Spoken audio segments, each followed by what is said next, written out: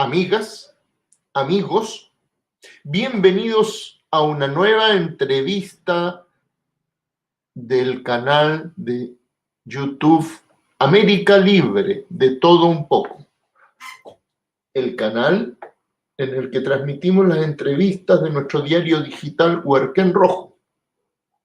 Y por cierto, voy a empezar pasando nuestro aviso comercial. Nos ayuda muchísimo, nos apoya mucho en nuestro esfuerzo si se suscribe usted al canal. De manera que si no está suscrito, es gratuito suscribirse. Hoy día vamos a tener un programa bastante importante, diría yo, especial, que de alguna manera es la continuidad, una continuidad trágica del programa que tuvimos el miércoles pasado, cuando celebramos el triunfo de Salvador Allende como presidente de Chile.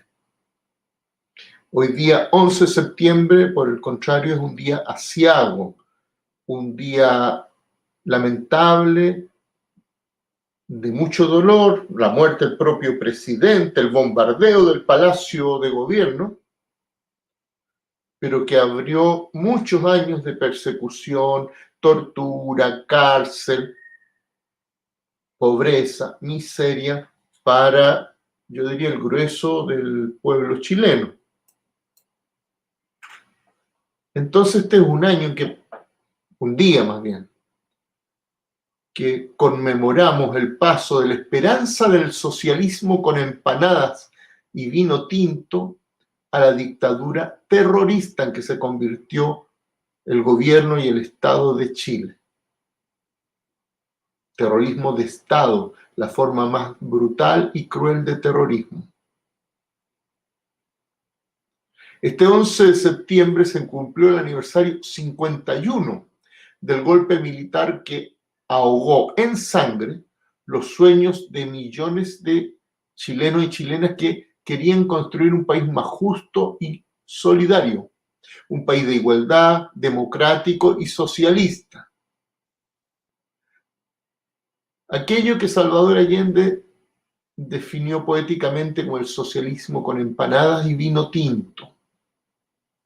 Y a pesar de que han pasado casi 5 décadas desde aquel fatídico día, la burguesía y sus lacayos en el gobierno no han logrado que los trabajadores olviden y perdonen a los criminales que cegaron tantas vidas obreras y juveniles, tanta militancia izquierdista de avanzada de una forma absolutamente cobarde. Miles de familias nunca consiguieron hacer el duelo por sus familiares secuestrados y presuntamente asesinados, porque los uniformados y civiles culpables, amparados en un pacto de silencio, se niegan a dar los datos del destino de miles de secuestrados por los aparatos del Estado y su actividad terrorista. Hay que recordar que el proceso chileno de Salvador Allende y la Unidad Popular se dio en plena Guerra Fría. Para las potencias capitalistas, especialmente para los Estados Unidos, pero no únicamente para ellos, porque sabemos que en el golpe de Estado participó activamente también la Gran Bretaña, Australia, Canadá. Pero para el gobierno de estas potencias imperialistas, la nacionalización de sus grandes empresas dañaron sus intereses materiales. Pero además, al imperialismo norteamericano le parecía inaceptable, desde el punto de vista geopolítico, perder un segundo país satélite después de Cuba, en lo que ellos consideran su patio trasero de Latinoamérica.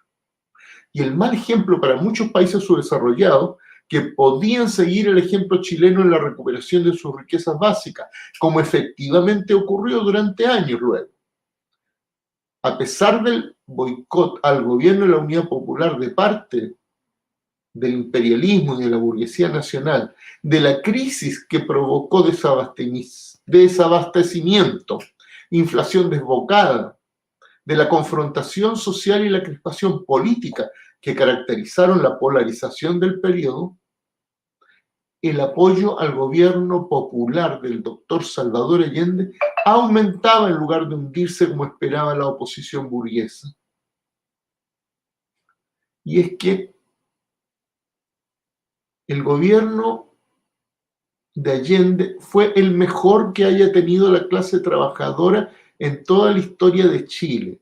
Y yo creo que se puede sintetizar todo lo que hizo en una palabra: dignidad. Le dio dignidad a nuestro pueblo. Lo que vino después, en cambio, fue todo lo contrario. Y los resultados los vemos hasta hoy. Y les voy a dar un único dato antes de pasar directamente a nuestra entrevista. El 1% más rico de este país nuestro acumula el 49,8% de la riqueza nacional. Eso es el récord de toda América Latina. Escúchenlo bien. Somos el país más desigual de toda América Latina, incluso más que Brasil y México, que tradicionalmente batían el récord de desigualdad. La fuente de este dato es el World Inequality Database. Y sin más introducción, le pido a nuestro director técnico, don Willy Zavala, la tradicional música de cortina del programa y volvemos rápidamente con Juan Carlos Gómez Leighton para conversar de este tema.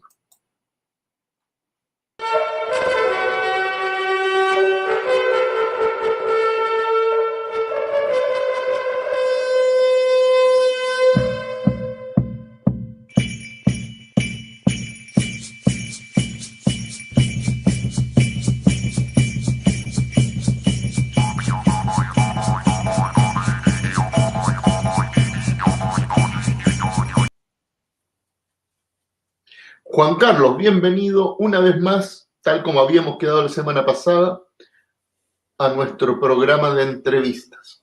Hola Patricio, ¿qué tal? A los auditores de Huarquén Rojo y de América Latina que nos escuchan, un cordial saludo en este día tan infausto para la historia política y el presente chileno, porque todavía no podemos librarnos de las consecuencias que produjo el golpe de Estado en Chile hace 51 años atrás. Todavía seguimos viviendo y sufriendo las consecuencias de esa acción. Y una acción que hoy día mismo quedó reflejada en una serie de actividades que realizó el gobierno, pero que al mismo tiempo al presentarla volvía a plantearse, y quiero plantearlo inmediatamente, Patricio, si tú quieres, plantearlo como tema de conversación, si tú quieres. La negación por parte de este gobierno y en realidad de todos los gobiernos de la concertación también hacia atrás, de estos últimos 34 años de democracia protegida, de sostener que en los hechos que ocurrieron el 11 de septiembre, el derrocamiento del gobierno de Salvador Allende y de la Unidad Popular, y la lucha que realizó el presidente Allende y sus colaboradores en La Moneda, se presenta como la defensa del régimen democrático. Y yo tengo la impresión de que al plantear de que esto fue una lucha y una defensa de la democracia que inaugura otra lucha por la democracia a lo largo de los 17 años que dura la dictadura, es la negación de un elemento fundamental para poder proyectar a los sectores populares, a los sectores trabajadores, a los sectores del pueblo chileno. El pueblo chileno durante 3 años, 70, 73, y queremos llevarlo más atrás, desde 1890 en adelante, o de 1850 o 60 del siglo XIX en adelante, cuando se constituye la primera organizaciones sociales como la Sociedad de la Igualdad, por ejemplo, y se lucha por una democracia que tiene un apellido. Las democracias en todo el mundo tienen apellido. Y la democracia por la cual los trabajadores y los sectores populares se movilizaron a lo largo del siglo XIX y gran parte del siglo XX, hasta el año 70, se movilizaron por una democracia socialista. Yo creo que eso es un punto tremendamente significativo que habría que hacer relevante, que Allende iba a trabajar dentro de las instituciones políticas democráticas liberales que se habían logrado establecer en Chile hasta esa fecha, pero desde ahí iba a transformarla en una democracia socialista. Y esa democracia socialista tenía una particularidad. No era solo una democracia política, sino que era una democracia económica, era una democracia social, era una democracia cultural, era una democracia integral. Lo que se buscaba a través del proyecto de la Unidad Popular y el proceso que tú señalabas como la vía chilena al socialismo, con empanadas y vino tinto, en los marcos de la democracia liberal, era la consecución del socialismo. Allende muere luchando por el proyecto socialista. No muere, y los demás combatientes. Eso, mira. Termino. Y los demás combatientes también luchan por el proyecto socialista. A nadie se les pasaba por la cabeza de todos los compañeros y compañeras que fueron, ¿cierto?, las víctimas directas del día 11, como posteriormente todos los perseguidos. Ellos estaban luchando por el socialismo. No estaban luchando por la democracia burguesa como este gobierno y este señor Boric trata de hacernos creer o trata de hacerle creer a la población de que se murió por la democracia. No, acá se estaba luchando por el socialismo. Y podemos demostrarlo en los minutos que siguen. Dime. Mira, sí, no, que yo te iba a decir que se ha inventado un mito de un Salvador Allende extremadamente conservador. Exacto. Que luchó y murió por la Constitución del 25, cuando sus allegados ya sabían, incluyendo a Pinochet, que iba a llamar a un plebiscito porque quería terminar con la Constitución del 25 y quería una nueva Constitución. Por supuesto, sí, totalmente cierto. Además, establecen un relato como que aquí hubieran culpables por igual del golpe de Estado, del quiebre institucional. Como que de un lado la burguesía y toda su actividad permanente de desestabilización del gobierno, los Estados Unidos entre ellos, estuvieran haciéndolo mal, haciéndole daño, y de otra parte los partidarios de Salvador Allende, de la Unidad Popular, también tenían responsabilidad. Como si estuviera más eso en un plano de igualdad. Sí. Como todos fuimos culpables, no volvamos a hacer estas cosas malas. Bueno, esa es la tesis principal. Tú sabes que la principal tesis que levanta Pablo Longueira en los años 90 para darle empuje a la UDI popular es justamente que todos somos responsables. Y eso tiene un punto de partida en el relato histórico que de una u otra manera se recupera hoy en día, que fue el prólogo o las consideraciones preliminares que se hacen en el informe Rettig. Cuando se entrega el informe Rettig a Patricio Aylwin, hay un conjunto de elementos en que se establece lo que se ha denominado el consenso historiográfico, en la cual, cierto, participan conspicuos historiadores, y especialmente un historiador ligado a la violación de derechos humanos, y que el que escribe el libro blanco para justificar la violación de derechos humanos y la persecución, que es el señor Gonzalo Vial Correa, que participa en esa comisión, ¿cierto? Se pone de acuerdo con otros historiadores que son convocados, entre ellos de manera no abierta, sino que no en secreto tampoco, pero sí no eran parte de la comisión, como Tomás Mulián, por ejemplo, que participa en la comisión y llega al acuerdo, establecen un consenso historiográfico que las responsabilidades de lo que tú dices estaban en todos los sectores políticos. que la violencia política no había sido inaugurada cuando matan a Schneider como elemento fundamental para impedir el ascenso de Allende al gobierno en octubre del 70, sino que esto había comenzado anteriormente con la radicalización del Partido Socialista de Chile, con la creación del año 65 del MIR, con la declaración del año 67 del Congreso de Chillán, del Partido Socialista, etcétera, en la cual decían que la única forma de resolver el problema era la toma del poder, etcétera, etcétera, etcétera. Entonces, eso crea ese consenso historiográfico, que el cual rápidamente se quiebra cuando es Pinochet detenido en los 98 en Londres y se busca juzgar por crímenes de lesa humanidad y comienza, ¿cierto? Todo la explosión de la memoria que hoy día, ¿cierto?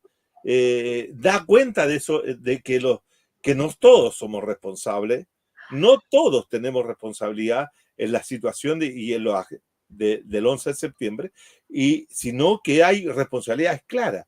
Las responsabilidades políticas están ubicadas en la clase dominante, en los sectores ligados al capital, especialmente, ¿cierto?, de los medios de comunicación y en la figura del señor Edward, el dueño del Mercurio, que es el Agustín Edward, que viaja a Estados Unidos inmediatamente producido el triunfo popular, o estaba en Estados Unidos, y ahí se reúne con Nixon para pedirle apoyo para destruir el gobierno no popular.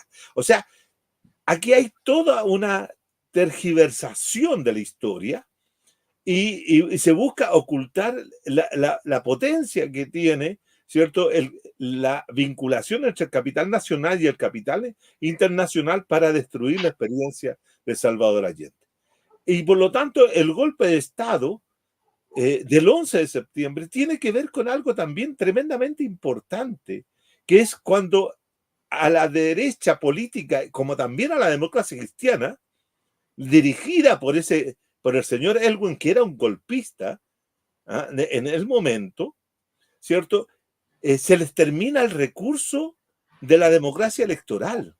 Cuando ellos no logran triunfar en marzo del 73 y lograr una mayoría en el Parlamento suficiente para acusar institucionalmente al presidente Allende, y no lo logran por el crecimiento electoral que genera la Unidad Popular, no les queda otro camino que impulsar el golpe de Estado, la solución militar.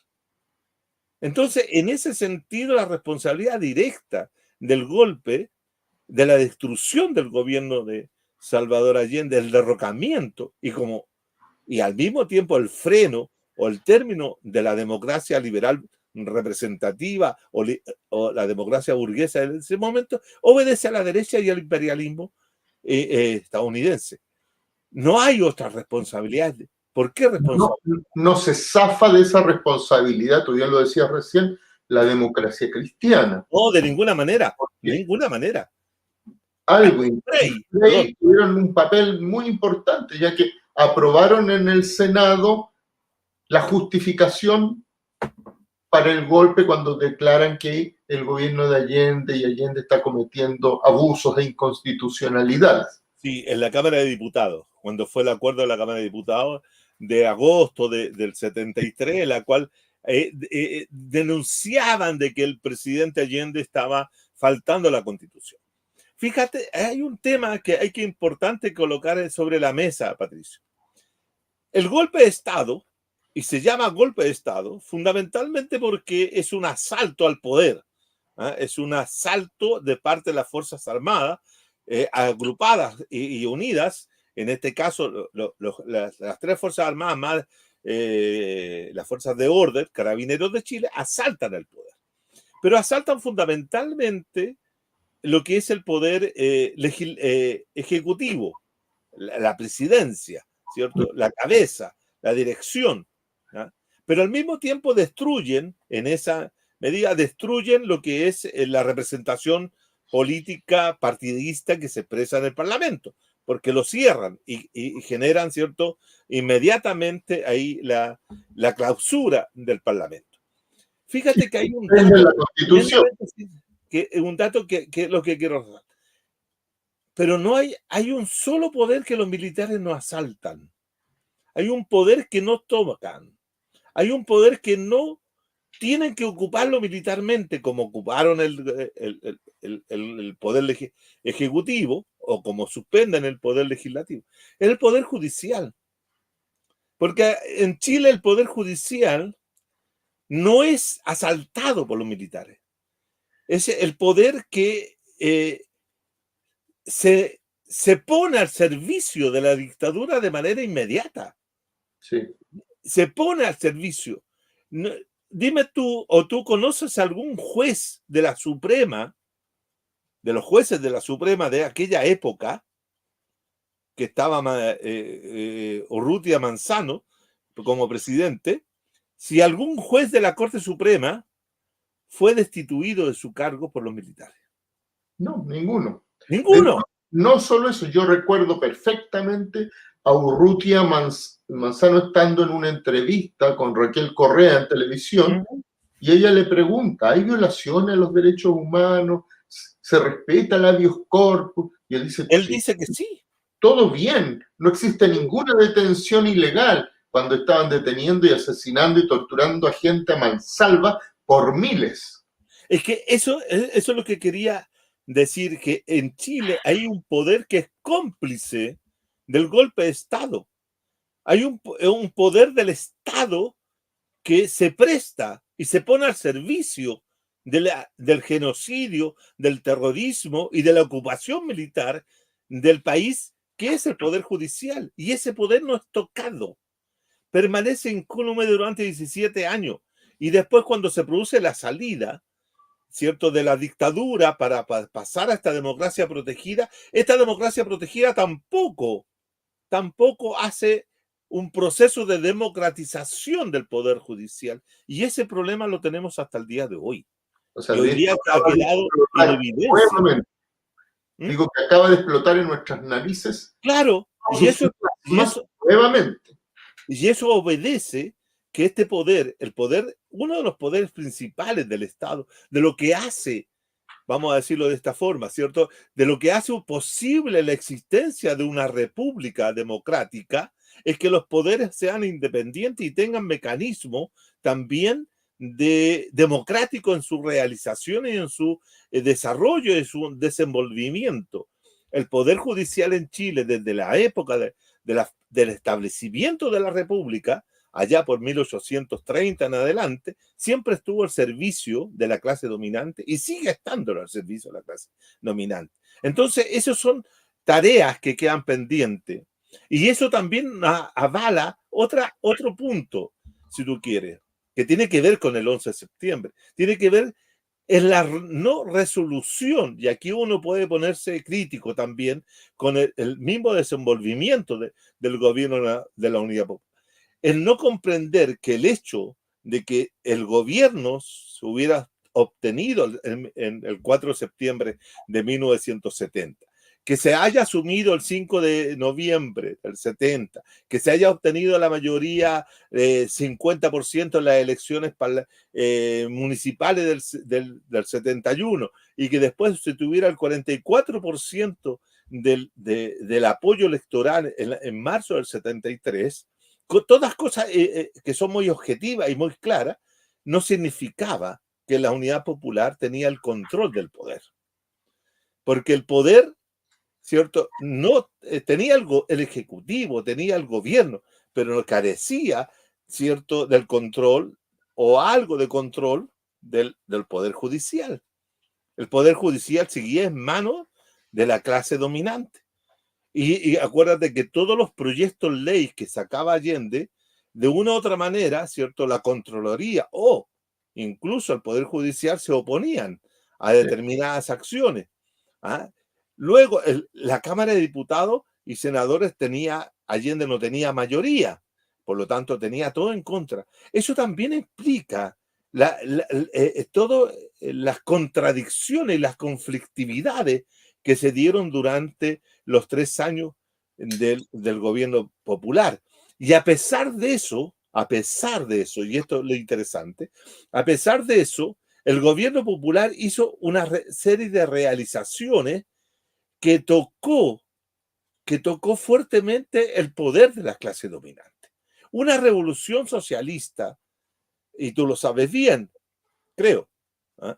Me puedes decir que sí o no, pero yo creo que el poder, la realización de una revolución socialista, desde el punto de vista revolucionario marxista, pasa por terminar, abolir la propiedad de los medios de producción. Porque ahí radica el poder material de la clase dominante. Y el gobierno popular inicia un proceso temprano a partir de diciembre del año 70, cuando establece a finales de año, justamente para el año nuevo, día 30, 31 de diciembre, si no me equivoco, del año 70, el ministro Pedro Buscovich anuncia, ¿cierto? Y da a conocer de que se va a estatizar la banca.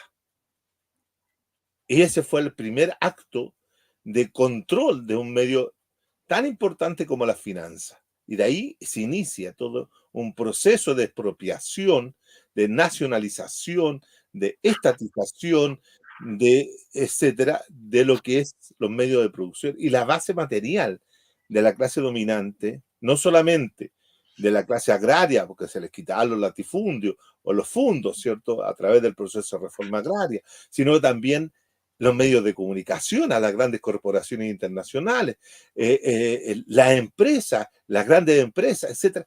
Yo creo que ahí estuvo el elemento revolucionario del proceso de Allende en términos materiales, en términos contingentes, en términos directos, de cómo afectar al poder, cómo se afecta la estructura del poder real, no el poder político, no el poder social, no el poder electoral, sino el poder que genera poder.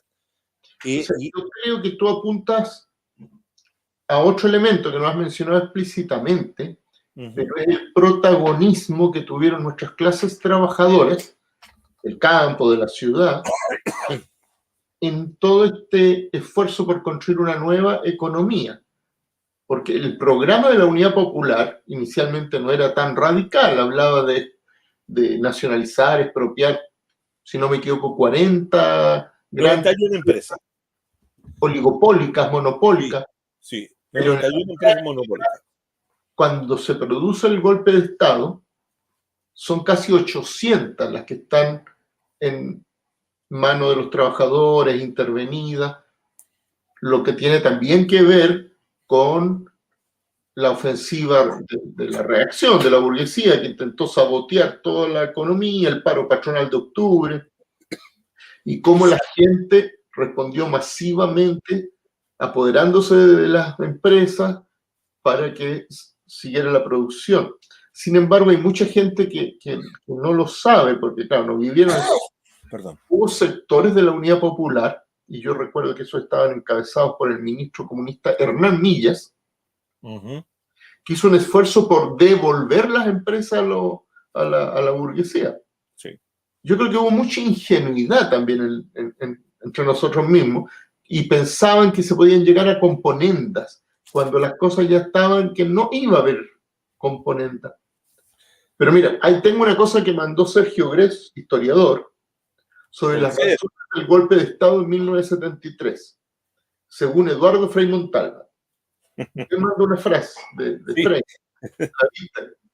Dice: toda la historia de Chile consiste en evitar que los indios atraviesen el río Biobío. Con el gobierno de Allende y la UP, los indios lo atravesaron. Por eso se produjo el golpe. Es una manera un tanto brutal. Bueno, es muy interesante lo que plantea Sergio en esa, o lo que plantea Frei, porque da cuenta de cómo se estructuró la República chilena. La República que surge y que se constituye en el siglo XIX, ¿cierto?, como consecuencia de los procesos de emancipación, tiene que ver con esto. El Chile histórico iba desde Copiapó por el norte a la ribera norte del río Biobío por el sur. Es decir, ese era el Chile histórico. Ahí se había instalado el predominio fundamental de la hacienda, de los señores de la tierra, de aquellos grandes hacendados, de esas familias.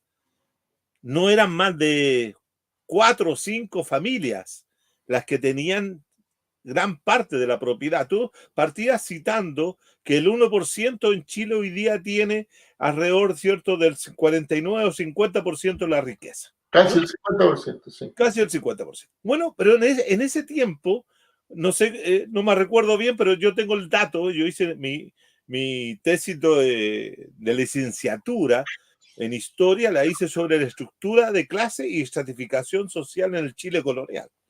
Y el 7% estimado de la población de aquella época, que eran un poco menos de 500.000 o 600.000 personas, el 7% de eso tenía el 80% de la riqueza nacional.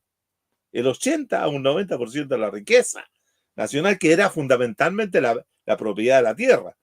Fíjate que desde ahí esa familia hasta el día de hoy no se han modificado mucho el número. Endogámicas, es Pero por supuesto. Entonces, nuestra oligarquía castellano-vasca que después hay incorporado. claro, pues hay incrustaciones nuevas, pero sigue siendo un núcleo pequeño que domina el gran conjunto de la población. Esa es la realidad chilena.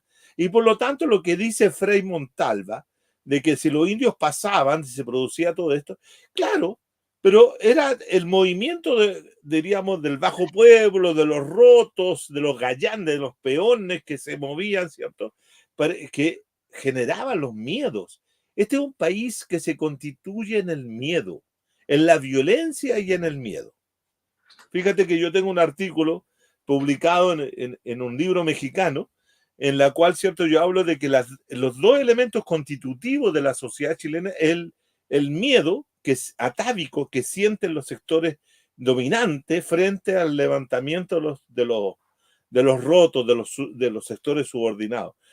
Eso explica, por ejemplo, esa gráfica que yo lo tengo muy grabado desde muy pequeño,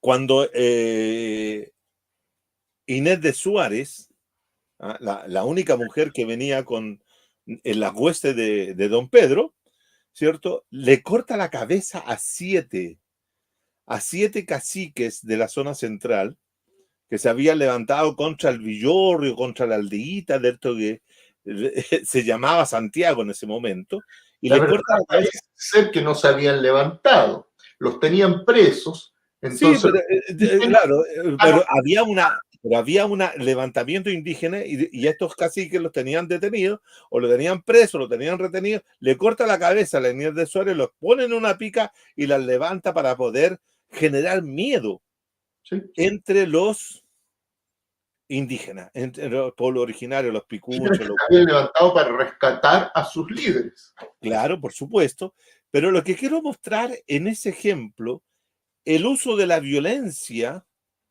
que ha estado presente desde siempre y siempre nos han tratado de decir que Chile ha sido una sociedad pacífica, que ha sido una sociedad y que el golpe de Estado del 11 de septiembre fue una excepción en el proceso pacífico a lo largo de estos 200 años.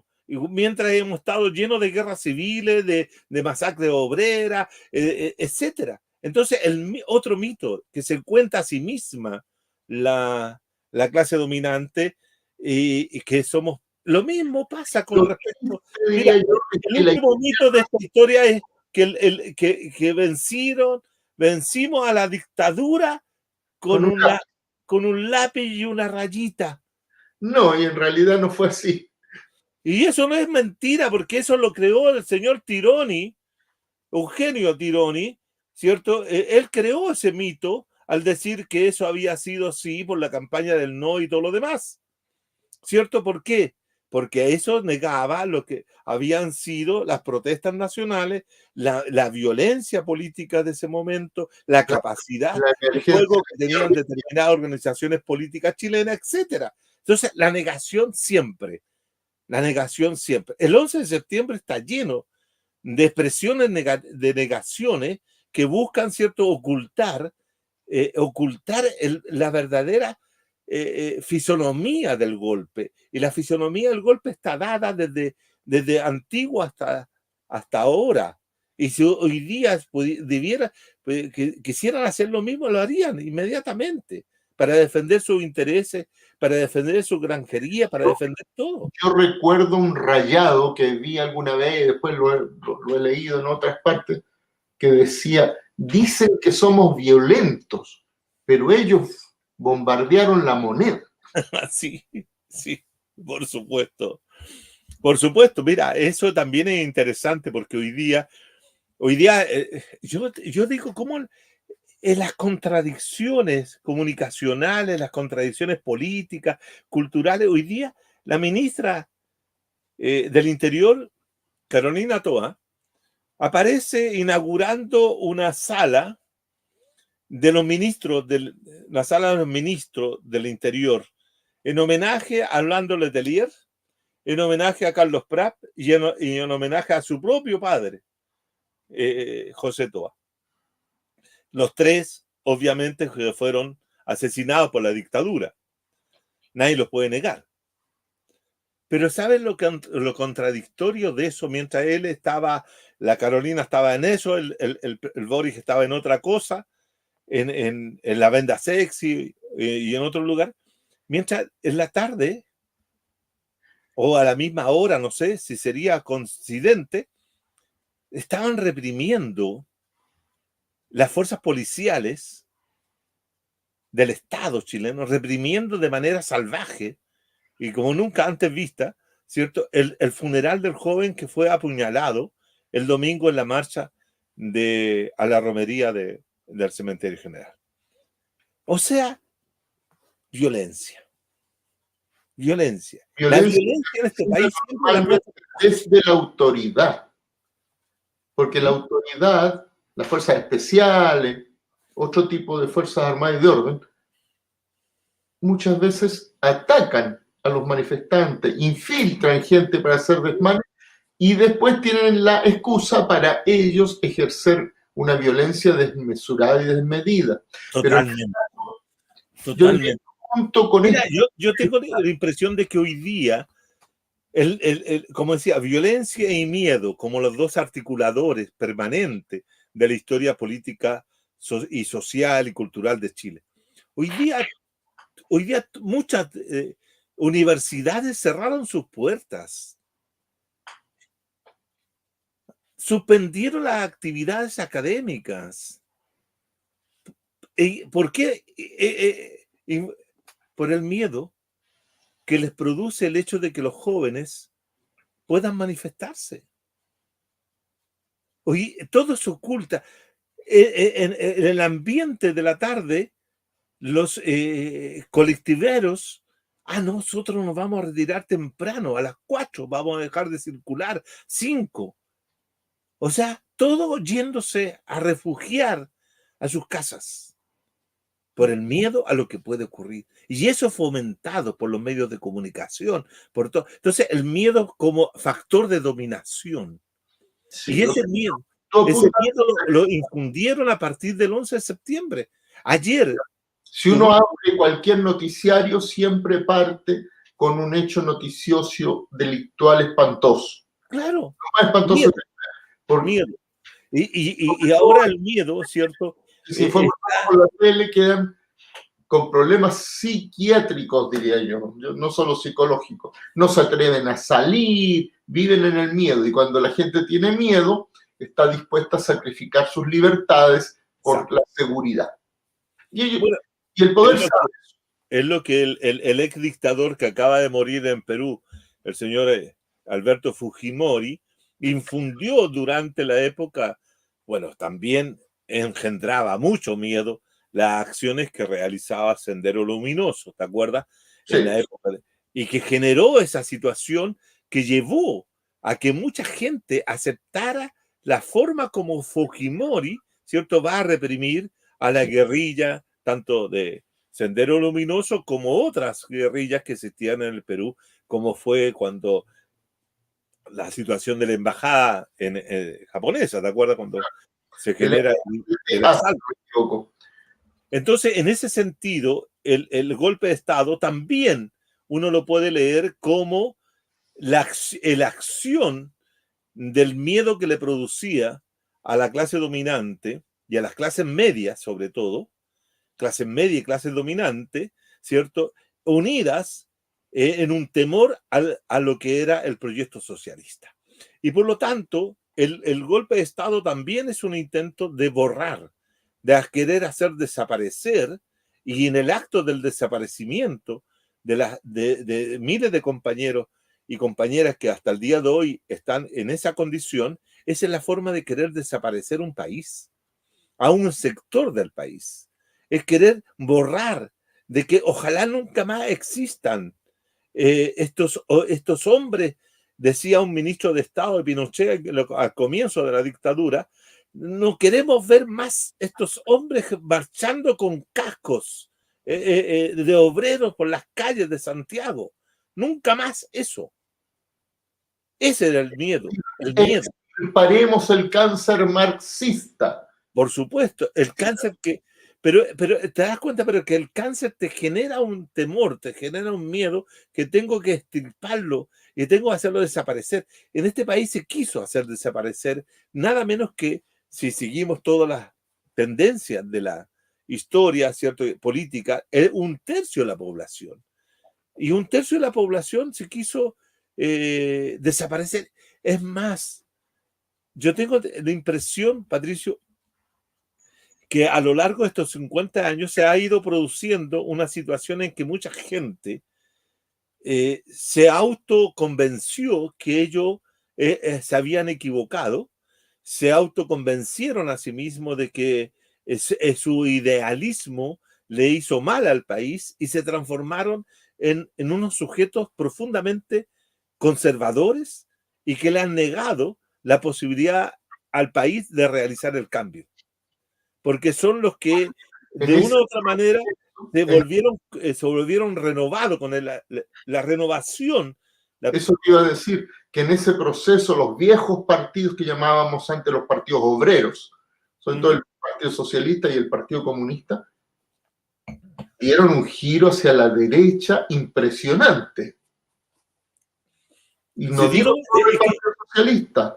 Claro, no sé si hicieron un giro a la derecha, pero yo creo que se volvieron unos sujetos que no quieren vivir una situación semejante a los 3 años que vivieron en el 73 cuando eran jóvenes. Entonces ahora, como están ya mayores, quieren tener una supuesta vida tranquila y no generarle... Es como la misma... Y además, si se puede, unos sueldos reguleques. Claro, y fíjate que también con esa actitud que tiene, y yo por eso a mí no me gusta mucho, este ex Tupamaro, que estuvo detenido en la cárcel durante mucho tiempo, en el caso uruguayo, Mujica. El presidente Mujica es el típico sujeto que dice, mire, nosotros estábamos equivocados o no estábamos haciendo bien, así que ustedes, jóvenes, ustedes no hagan eso. Dedíquense a otra cosa, sean buenos, planten,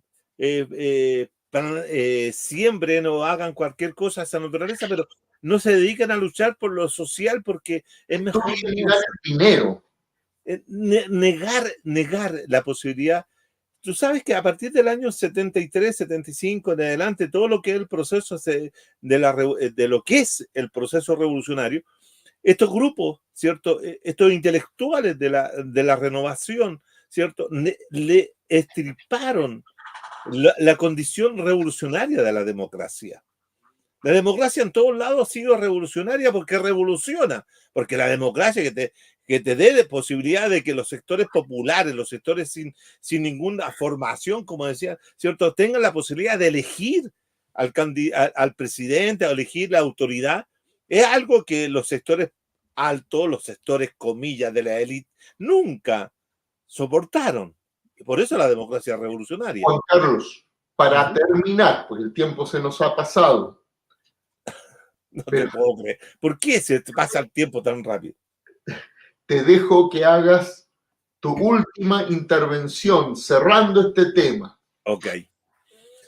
Bueno, yo lo que estaba tratando de decir en este programa conmemorativo del 11 de septiembre y de la desgracia que significa es que el 11 de septiembre no solamente derroca a un gobierno popular, revolucionario, socialista como el de Salvador Allende, sino que genera un proceso de extirpación futura de lo que es la idea de la revolución y de lo que es la idea del socialismo. Porque incluso hoy día, cuando se está haciendo el homenaje a Salvador Allende, ahí en la puerta de Morandé 80, uno de los partidos que había sido partícipe directo del proceso, que era el Partido Comunista, como también el Partido Socialista, ninguno de los dirigentes de ambos partidos se refieren al proceso vivido entre el 70 y el 73 y el hecho que conduce al golpe sea el socialismo. En ningún momento ni la señora Bodanois ni el señor Carmona, uno del Partido Socialista y el otro del Partido Comunista, fueron capaces de nombrar la palabra socialista. Sí, yo diría que les da mucho temor, mucho miedo. El miedo se ha sentado en nombrarlo. ¿Para qué decir el miedo que siente este señor que se dice presidente de Chile, ¿no? ¿Para qué? ¿Para qué? Sería innecesario analizarlo. Pero ese temor no extirparon no solo la posibilidad de construir una democracia social, una democracia digna, sino que también lo han negado y nos siguen negando la posibilidad de construir socialismo. Y todos, mejor no nombrarlo. Allende parece ser que militó en un partido que no tenía nombre, porque nunca se dice que Allende militó en el Partido Socialista, ¿no? Y fue fundador del Partido Socialista, y que luchó por la democracia socialista. Entonces yo tengo la impresión de que una de las formas de rebelarse y de hacer justicia al proceso del 70 al 73 y condenar con ello al golpe de Estado es volver a colocar en nuestro léxico y colocarlo en todas partes, nombrarlo permanentemente de que el golpe de Estado fue contra el proyecto socialista revolucionario de la Unidad Popular y no contra la democracia. Eso es lo que a mí me permitiría decir en estas palabras finales, compañero.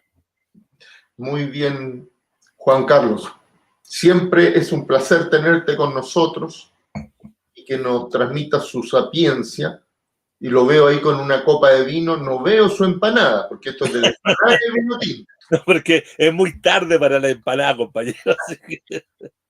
Así que las empanadas las vamos a tener para el 18, que más bien es una celebración tradicional, tranquila, pero tampoco para mí me agita mucho la idea de estar celebrando unas fiestas patrias que yo nunca me he sentido identificado con la patria, compañero. De ninguna manera. De ninguna manera. Sí, pero mira, es que hay la patria. Para terminar, un dato. Y hay otras patrias, dime. Es un dato que en relación a lo que mandó Sergio, que lo hizo circular por las redes con respecto a Halloween. Hay una novela de José Donoso, que estoy tratando de acordar el nombre en este momento, que justamente trata de ese tema. Casa de Campo.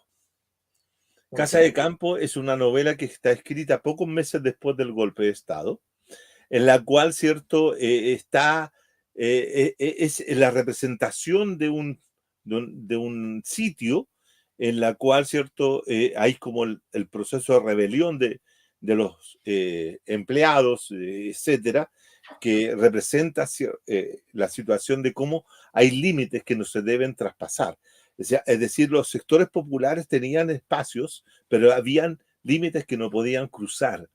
El cruce, ¿cierto? Es como era no poder cruzar el Rubicón en el caso romano, ¿cierto? En el caso de acá, cruzar determinados límites podías participar, jugar y todo lo demás, pero no ganar la moneda, no hacer lo que quisiste hacer desde ahí, porque eso ya estaba contenido, estaba Esto prohibido. era propio de lo que llamaban los rotos alzados. Exactamente. La especie. Exacto. No, yo creo que los rotos alzados tienen que volver. Echamos de menos los rotos. O sea, tenemos que abandonar nuestra condición de inquilino. Nuestra historia está llena de mitos y eufemismos. Partiendo porque el 18 de septiembre no se proclamó la independencia de Chile, como tú sabes, está bien. Claro. Lo que juraron nuestra élite fue su amor y fidelidad al amado rey Fernando VII. Exacto, sí, totalmente. Totalmente. Sin más, dejamos. Y nuestro director técnico, don Willis Zavala, va a poner la tradicional música con la que se cierran nuestras entrevistas. Nos vemos entonces en mucho tiempo más después de la fiesta.